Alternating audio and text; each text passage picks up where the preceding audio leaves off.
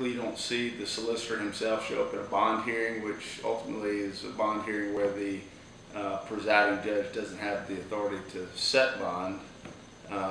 You know, I will tell you that that doesn't happen very. I've never gone to a bond hearing that the solicitor himself shows up for. I don't know that I've ever gone to a bond hearing period where even an assistant solicitor showed up.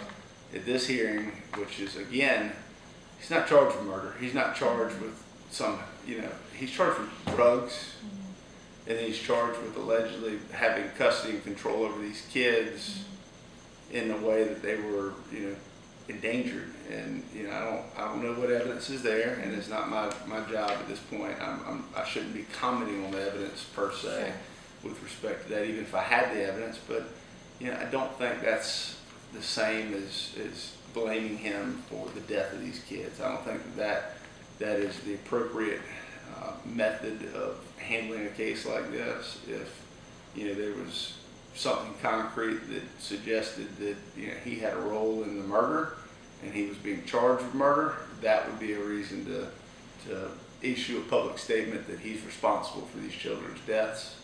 Absent that, I don't think that's appropriate for the state to make that comment. And I see two politicians playing politics. They've got a lot of angry constituents that want answers, and rightfully so. We all want answers. And unfortunately, when you're a politician and you're demanding answers, sometimes you look to give some type of relief in the form of an answer. And I think my client has been that form of relief to them, and I don't think it's fair to him.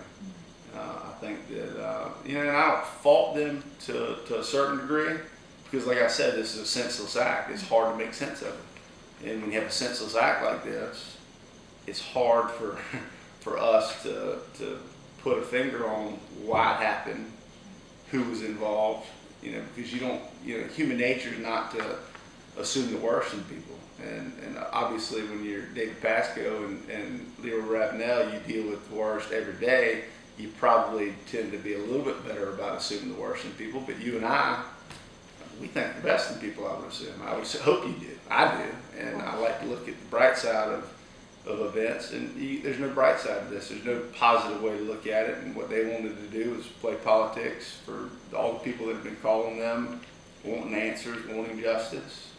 They gave an answer, and they issued a public statement that we had the person responsible for the deaths of these kids, which isn't right, because they don't have anything to suggest that he's responsible for the death. Has he taken any responsibility at all? I mean, has he said, oh, I wasn't at home, I could have prevented this somehow? Has he said anything to that effect, or that you could speak of? That's pretty harsh to put that. Is, you know, I like to think that all my clients have a lot going on that I don't get involved until it's, you know, the most important point in their lives.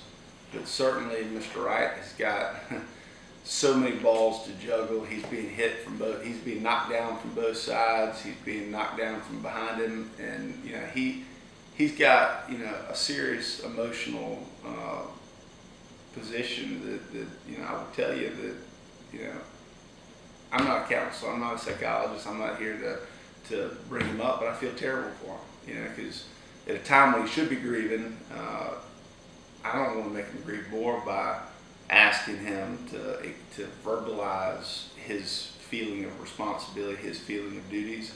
Every father, I mean, every father, every mother, every person feels like they could do more at some point to prevent heinous crimes. I think that Leo Ravenel feels like he could have done more.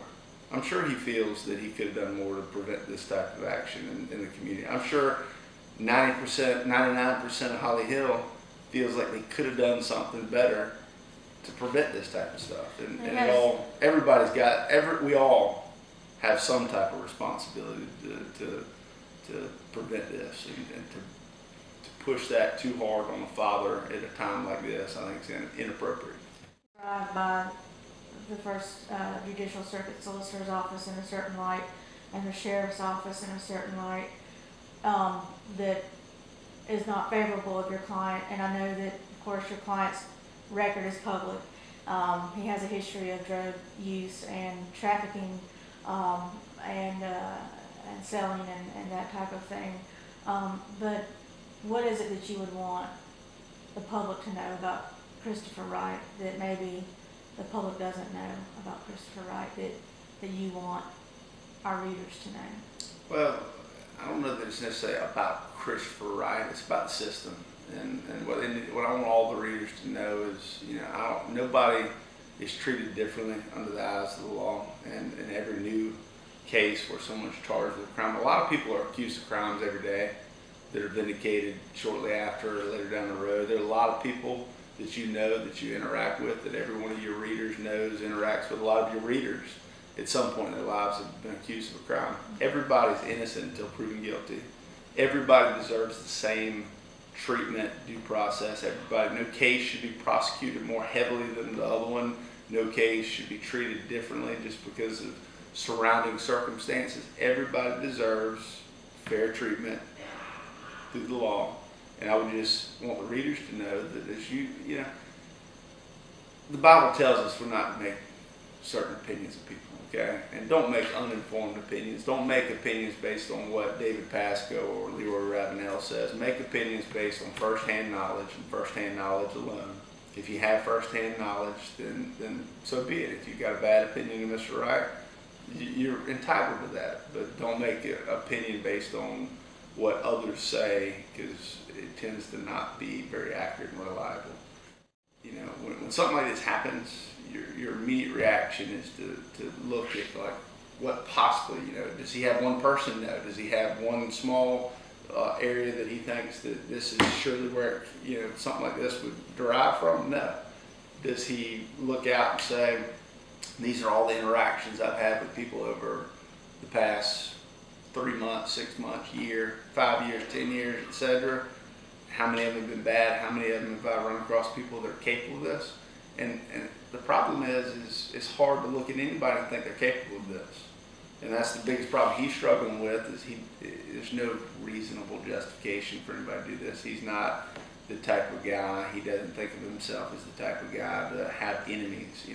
He was able to name one person, and I obviously can't say that guy's name, one person that he is 100% sure is not capable of this type of crime, that would have something really against him, and he feels that it's misdirected. But that one person, I can tell you, based on the number of people we've talked to, we've reached out to other people in the community, we've talked to a lot of individuals from the area, this person's not capable of this type of crime. And